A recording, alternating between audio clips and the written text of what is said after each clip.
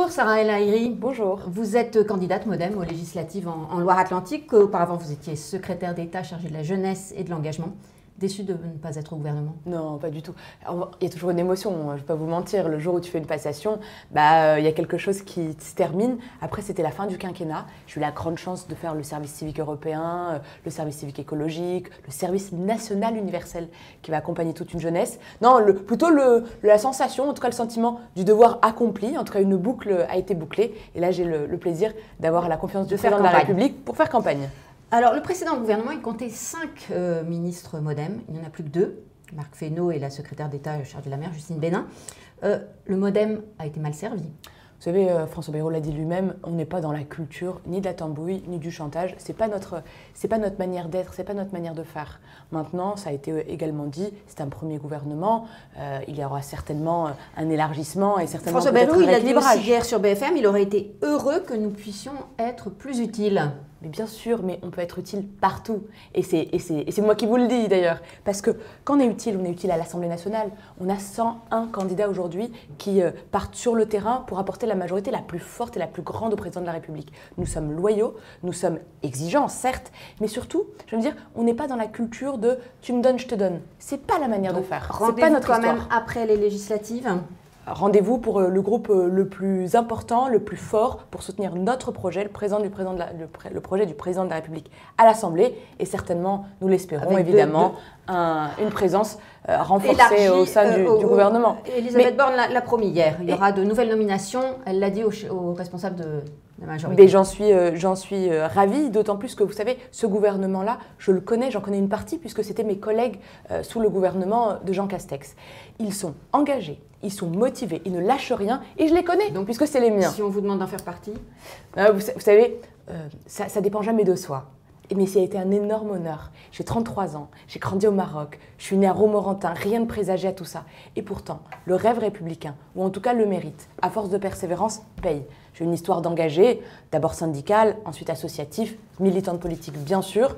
Et dans le fond, le plus utile pour moi, ma seule boussole, c'est de servir. Vous l'avez dit, vous avez été au gouvernement, vous avez fait partie de... Comment vous expliquez aujourd'hui ce qui se passe sur les retraites? Comment vous l'expliquez à vos potentiels électeurs? Parce qu'on a du mal à s'y retrouver. Alors, vous savez, sur les retraites, moi, sur le marché, parce que j'ai commencé à en faire beaucoup et des porte-à-porte. Et il se trouve que hier, j'étais à Casson, une petite commune au nord de Nantes, magnifique, qui a une identité extrêmement forte. C'est simple. Le projet des retraites, c'est pour garantir aujourd'hui notre petit trésor qui est celui du Conseil national de la résistance, c'est la retraite par répartition. On a une réalité qui est, on est passé de 4 actifs à 1 actif et demi. Ça veut dire quoi concrètement? Il y a 3 hypothèses.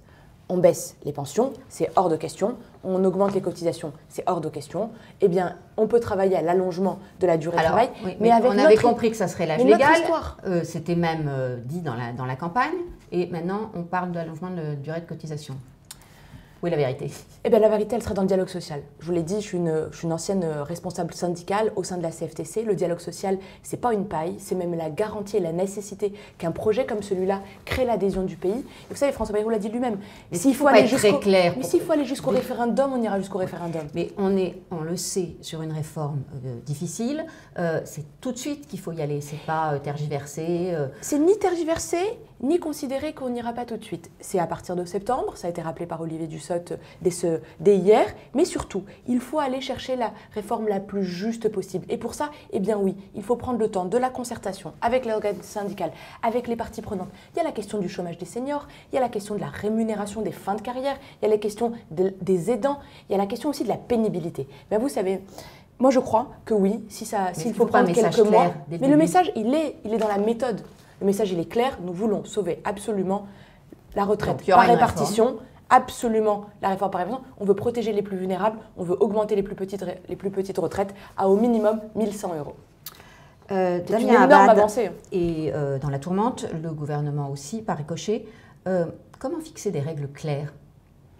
Les règles, elles sont toujours extrêmement claires puisque nous sommes dans un état de droit et il n'y a pas une règle qui change, que l'on soit ministre ou citoyen, que l'on soit ancien ministre, élu, il n'y a il y a une seule et unique règle, celle de l'état de droit. Ça veut dire quoi? Ça veut dire que quand on est victime, eh bien, il faut absolument déposer plainte, avoir le soutien le plus fort de tous ceux qui nous représentent. Ça veut dire lutter contre les violences sexuelles et sexistes, ça veut dire lutter contre les inégalités, ça veut dire accueillir la parole de la femme. Quand un gouvernement est mis en cause, eh bien, il faut que la justice pose sa vérité, il faut qu'elle tranche, il faut qu'elle donne sa réalité et prendre chaque parole, quelle qu'elle soit, au sérieux.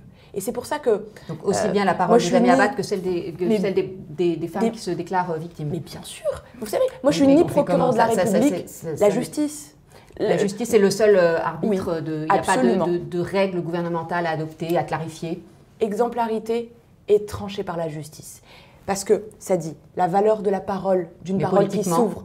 Politiquement, ça empoisonne la vie du gouvernement depuis maintenant une semaine. Ce qui est certain, c'est que la vérité devra être établie factuellement. Moi, ce que je sais de manière objective, c'est qu'en 2012, il y avait une affaire qui a été conclue sans suite. En 2017, ça a été pareil. Sauf qu'il y a une expression, il y a un nouveau. Alors, il faut une mise en lumière. Mais jamais s'amuser à se prendre ni pour un procureur de la République, ni pour un policier, ni pour un enquêteur.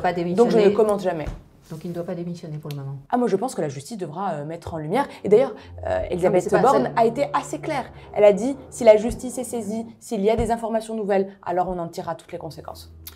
Le préfet de l'Isère a fait un référé contre l'autorisation du burkini à Grenoble. Il est examiné aujourd'hui par le tribunal administratif. Les maires demandent une clarification aussi. L'Association des maires de France s'est prononcée. Comment faire ? Moi, je crois que, en tout cas, vous savez, je suis conseillère municipale à Nantes. Et si demain, une proposition comme ça arrivait dans mon conseil municipal, je voterais absolument contre. Je considère que le burkini n'est ni émancipateur, ni une avancée dans notre pays. Je crois qu'au contraire, il n'a pas sa place au sein de nos piscines municipales ou sur nos plages. Maintenant, j'ai hâte d'avoir cet arrêté, même si j'ai une position très claire. Je l'espère, il sera pour l'interdiction du burkini et des arrêtés de ce type-là.